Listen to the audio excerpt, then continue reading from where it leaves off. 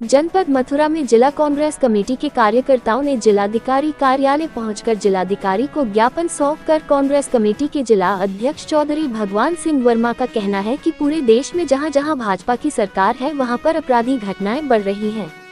इसी प्रकार से मणिपुर में महिलाओं के साथ सामूहिक दुष्कर्म की घटना हुई, जिसे लेकर कांग्रेस के नेता राहुल गांधी के नेतृत्व में भारत जोड़ो यात्रा 14 जनवरी को मणिपुर से शुरू हुई है।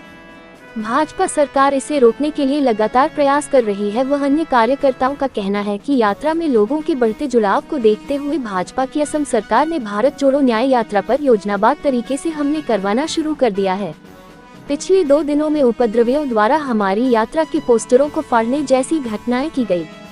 21 जनवरी को भाजपा कार्यकर्ताओं की जानबूझकर इकट्ठी हुई भीड़ ने राहुल गांधी जी के नेतृत्व में चल रही भारत छोड़ो न्याय के काफिले पर हमला किया, जिसके परिणाम स्वरूप असम प्रदेश कांग्रेस कमेटी के अध्यक्ष सहित हमारी पार्टी के कई नेता घायल हो गए।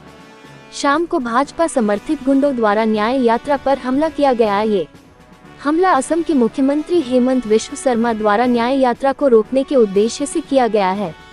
असम के मुख्यमंत्री और केंद्र की भाजपा सरकार अपनी असफलताओं को छुपाने के लिए और भ्रष्टाचार को छिपाने के लिए लगातार हमले कर रही है।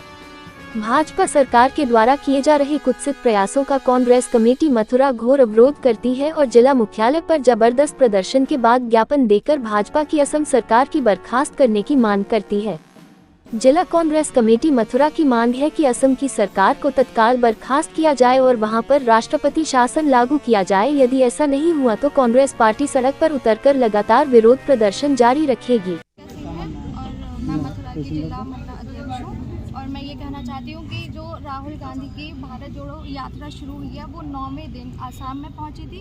तो वहाँ पे लखीमपुर में उनके आने से पहले जो उनके जितने भी कट ऑफ थे, बैनर थे, उनको जो भाजपा युवा मोर्चा है उन्होंने तहस नहस कर दिया। इसकी वीडियोस आपको देखने को मिलेंगी।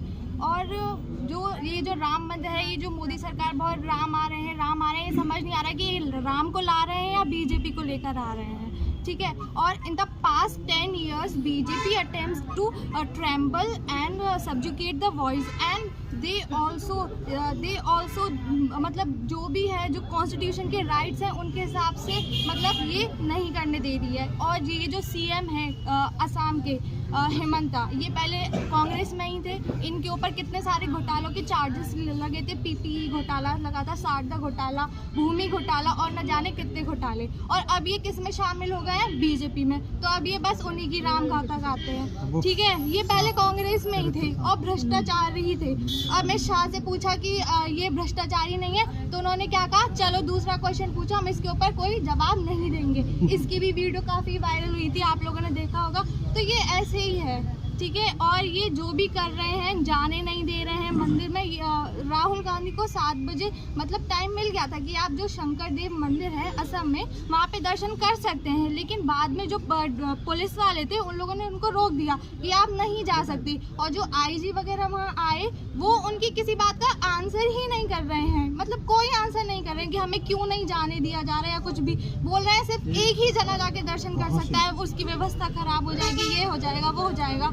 तो ये सारे ना, एक तरफ तो आप राम मंदिर की प्राण प्रतिष्ठा उसमें व्यस्त है, दूसरी तरफ आप एक आदमी को मंदिर में दर्शन ही नहीं करने दे रहे हो। तो ये बहुत ज्यादा मतलब गलत बात है। आगे के लिए ज्ञापन देने आए हैं आप? क्या हमारे कांग्रेस के पूर्व राष्ट्रीय अध्यक्ष सम्मानित राहुल गांधी जी द्वारा भारत जोड़ने की जो न्याय यात्रा जारी है, जो मिजोरम से चालू हुई थी और जैसे ही आसाम में पहुंची, आसाम भाजपा सरकार के मुख्यमंत्री द्वारा मोदी सरकार के इशारे पर हमारी यात्रा जो काफिला चल रहा था उस पर भाजपा कार्यकर्ताओं द्वारा और पुलिस प्रशासन द्वारा उन पर लाठीचार्ज किया गया, जिससे करीब 200 कार्यकर्ता घायल हैं, जिसमें हमारे कांग्रेस के केंद्रीय नेता भी घायल हैं। और उससे पहले आपने देखा होगा, जैसे ही हमें अयोध्या के दर्शन करने के लिए उत्तर प्रदेश कांग्रेस कमेटी अध्यक्ष माननीय अजय राय जी और राष्ट्रीय महासचिव अविनाश पांडे जी अयोध्या दर्शन करने के लिए गए, तो उनके काफिले को रोका गया, कांग्रेस के झंडे फाड़े गए।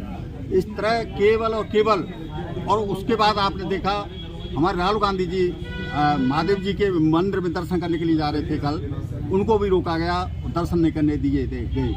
ये मैं पूछना चाहता हूँ कि कांग्रेस पार्टी के किसी भी मंदिर में नहीं दर्शन करने दिया जा रहा है, कोई आंदोलन नहीं करने दिया जा रहा है। जनता परेशान है, महंगाई, बेरोजगारी, भ्रष्टाचार, महिलाओं पर जिससे अत्याचार हो रहे हैं, इससे पूरा देश त्राहिमाम कर रहा है। आपने देखा होगा, जनता को ध्यान भटकाने के लिए जगह जगह के हथकंडे भारतीय जनता पार्टी और मोदी सरकार कर रही है, लेकिन कांग्रेस पार्टी किसी भी रूप में इनके मंसूबों को पूरा नहीं होने देगी। और जिस तरह से माननीय राहुल गांधी पर आसाम में जो है लाठीचार्ज और बीजेपी कार्यकर्ताओं द्वारा जो हमला किया गया, उसको हम किसी भी रूप में बर्दाश्त नहीं करेंगे।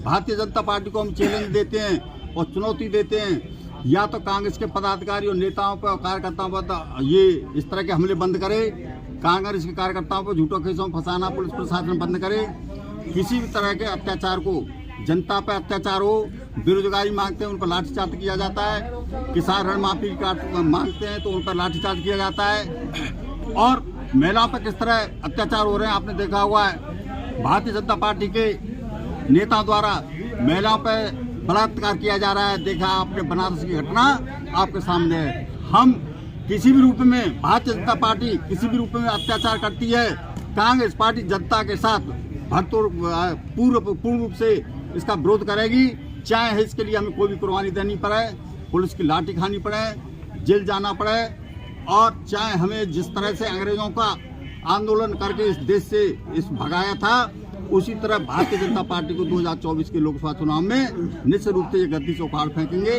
कारण जनता इस समय परेशान है, अपने महंगाई किस तरह बढ़ रही है, बेरोजगारी किस तरह बढ़ रही है, और प्रदेश में और देश में डबल इंजन की सरकार के साथ साथ डबल भ्रष्टाचार किया जा रहा है, जिससे कांग्रेस पार्टी किसी रूप में बर्दाश्त नहीं करेगी। हम जनता को, कांग्रेस के कार्यकर्ताओं को, महिलाओं को, बेरोजगारों को, किसानों को, व्यापारियों को न्याय दिला के मानेंगे, चाहे इसके लिए हमें कितना भी प्रयास करना पड़े, कितना भी आंदोलन करना पड़े। भारतीय जनता पार्टी हमारे कांग्रेस के कार्यकर्ताओं पर झूठे मुकदमे लिखाकर, पुलिस के डंडा दिखाकर और तरह तरह के प्रताड़ित कर उनको आंदोलन को दबाना चाहती है। लेकिन मैं उनको बता देना चाहता हूँ, कांग्रेस के कार्यकर्ता अंग्रेजों का मुकाबला करते हुए लाखों की संख्या में कुर्बानी दे दी, लेकिन इस देश को आजाद करा के माना। उसी तरह आज हम ये पूरा रूप से आंदोलन करते हुए चेतावनी देते हैं कि कांग्रेस के कार्यकर्ताओं की सब्र की सीमा पार हो चुकी है, उनकी परीक्षा न ले। हम हर कुर्बानी के लिए तैयार हैं और कांग्रेस के कार्यकर्ता किसी भी रूप में दबने वाले नहीं है। जब तक भारतीय जनता पार्टी की सरकार को इस देश से उखाड़ नहीं फेंक देंगे, जब तक कांग्रेस कार्यकर्ता बिल्कुल किसी भी रूप में, किसी भी प्रकार से शांति नहीं बैठेगा, चाहे इसके लिए हमें कितना भी प्रयास करना पड़े, किसी भी रास्ते तक जाना पड़े, हम भारतीय जनता पार्टी को उखाड़ फेंकेंगे और देश की जनता को न्याय दिला के मानेंगे। बेरोजगारी आपने वादा किया था कि हम 2 करोड़ प्रत्येक साल मुआवजा नौकरी देंगे, कोई नौकरी नहीं दी गई, किसी भी रूप में उनको रोजगार नहीं दिया गया, और किसानों का ऋण माफ नहीं किया गया, व्यापारियों पर जीएसटी का टैक्स लगा दिया गया, महिलाओं पे किस तरह अत्याचार किए जा रहे हैं। ये केवल अत्याचारी सरकार है और डबल भ्रष्टाचार की सरकार है। हम इसको उखाड़ फेंकने के दृढ़ संकल्प हैं। कांग्रेस पार्टी निश्चित रूप से एक दिन सत्ता में आएगी और 24 में माननीय राहुल गांधी प्रधानमंत्री बनेंगे। जय हिंद, जय कांग्रेस।